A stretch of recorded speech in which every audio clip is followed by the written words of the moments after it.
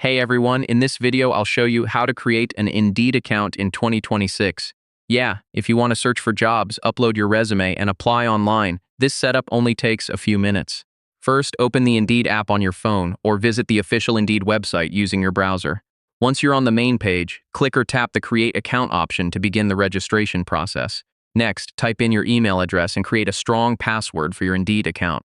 Make sure you use an email you can access easily because you'll need it for verification and job alerts. After that, Indeed may send a verification email to confirm your account. Open your inbox and click the verification link to continue.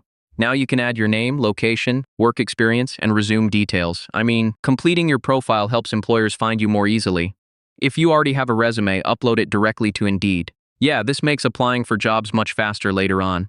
Once your account is ready, use the search bar to look for jobs by title, company, or location. So you can now apply for jobs directly through Indeed. And that's how to create an Indeed account in 2026. Hopefully this guide helped you get started quickly. Thanks for watching, and I'll see you in the next tutorial.